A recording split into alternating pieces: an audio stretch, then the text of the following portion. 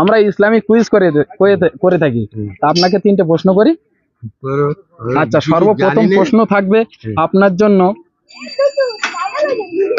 আমাদের নবীজির আপাতত এখন কোন জায়গায় শুয়ে আছে? সেই জায়গাটার নাম কি? মদিনায় শুয়ে রে। আলহামদুলিল্লাহ। আচ্ছা, ওনার জন্মস্থান কোথায়? জন্মস্থানটা আমরা কি আর বলবো? মক্কা শরীফ। মক্কা শরীফ।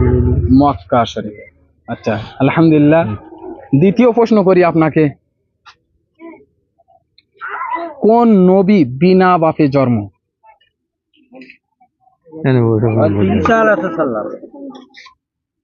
হযরতে ঈসা আলাইহিস সালাম।